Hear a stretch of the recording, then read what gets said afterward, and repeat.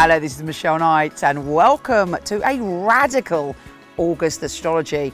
Not only do we have a full moon and eclipse of the full moon, we have a new moon and eclipse of the sun. Yes, we are in eclipse season, which is all about radical and dramatic change. Our soul is going for a revolution, or even through a revolution. Here's your monthly astrology.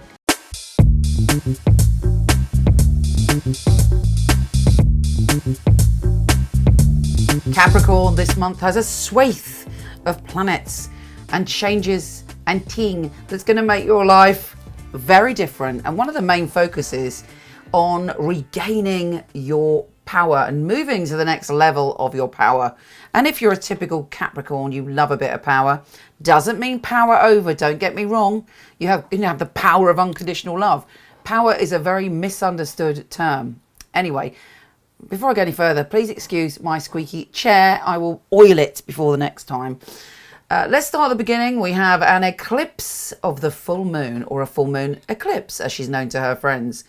And for you, it's in your position of finances, money, security, and all that jazz.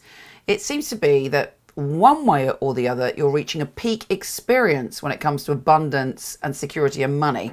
So that could be a good peak experience, or it could be a challenging peak experience. But whatever it is, it's affecting you in some way, and we're reaching the crescendo of that energy. Now, the good news is you're tipping over, you're stepping through to a breakthrough in that energy. And the full moon will give you clues, symbols, and neon signposts in the direction that you need to go in to make this transformation complete. In other good news, it is trine Jupiter, the planet of good fortune, in your career sector. So that would indicate to me that you have the opportunity to move on and to expand and have a bit of good fortune around your career. But certainly the full moon is going to say to you, what is your calling? What is your soul saying to you about your career and your finances? And you would be wise to tune in to your intuition and listen to that very powerful message. In fact, the day before that, we have Jupiter square Pluto. Pluto is in your sign, has been for a long time. You have been dealing with your identity, changing your identity, and learning to be true to yourself. And when Jupiter squares up to this, it's like, it comes to the point where you want to force yourself forward and you want to go, right, that is it. I'm going to be my authentic self when it comes to my career. Having said that it can be liberating, but it can be too intense, that kind of break. So calm it down, chill it out. You'll also, believe it or not, be feeling very emotional because of the moon. So, just handle things in a Zen style fashion. We have Mercury going retrograde in his annual pain in the bum retrograde thingy what's it. And it's in your position of adventure and travel. So, you know the score, don't you? Mercury retrograde, problems with computers, problems with contracts, problems with arrangements, and particularly travel arrangements. And as you've got it there, don't be taken in by anybody trying to hoodwink you with a new philosophy. Be careful when dealing with anything overseas or connected to anything that's very different to your normal routine or your normal desires. You might feel like doing something or commit to doing something that's very adventurous, but now may not be the time. Doesn't mean you're not going to do it or you shouldn't do it. It just means that maybe don't do it now. Maybe do it after September. Now, with the Sun trine Saturn, your ruler, on the 13th, you have an opportunity to dig deep. And you're starting to explore this intense primal energy that's going on around you.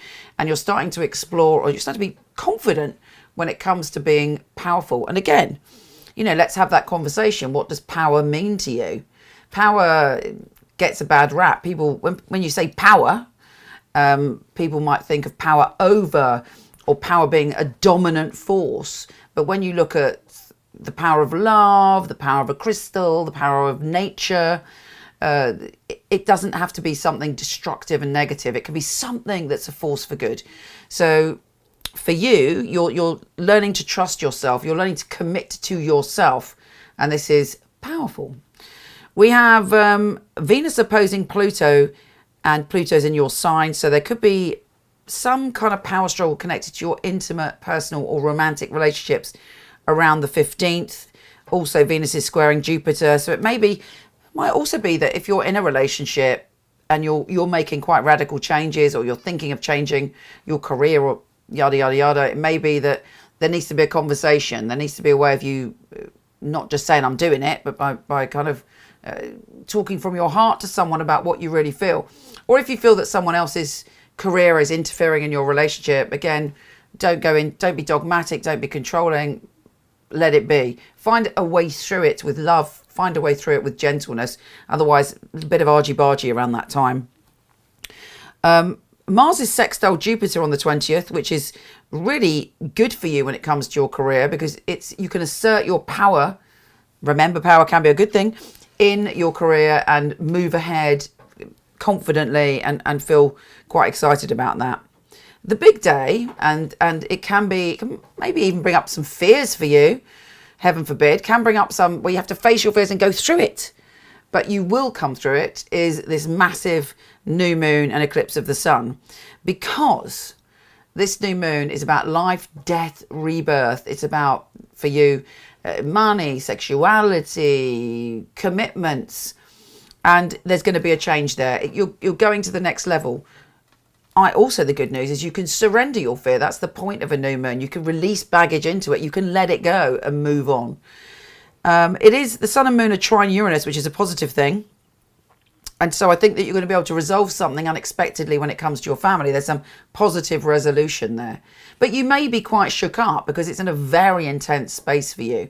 You know, it's basically your primal energy. But, you're able to free yourself from something if you allow that to happen. On the 22nd, Mars is trine Saturn. Saturn is still going retrograde, by the way, which has been challenging for you because you felt really unsure about where you are. You may have gone through some kind of spiritual change, or some change based on an attraction to someone, past life karma, whatever it is, and you're like, oh, how do I navigate my way through this? And when Saturn goes direct on the 25th, you'll be very clear. You'll be like, okay, now I can ground myself in my spirituality, in my intuition, in what I feel about things, and you can let go. It's about surrendering to the next part of your journey. Saturn doesn't really like to be there, to be honest with you. Saturn's like, oh, I don't like this airy-fairy nonsense. Saturn likes everything very on the line. On the 26th, Venus, the planet of love, is shifting signs. And again, your primal energy is involved. Sex, obsession, taboos are all coming to the surface. Secrets, regaining your power when it comes to your sexuality. Possibly if you're regaining your power when it comes to a financial or power imbalance within a relationship. Reconnecting with yourself.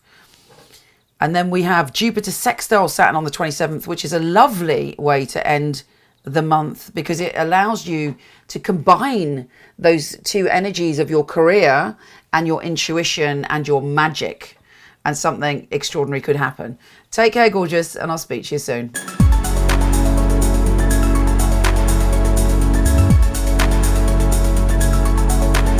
Hello, wonderful one. Thank you so much for listening. It would be fabulous if you liked, subscribed, or shared. It would be really, really helpful. Also, I have a ton of free stuff for you. Horoscope.co.uk for everything astrology, and michelleknight.com for everything psychic and free tarot reading. See you there.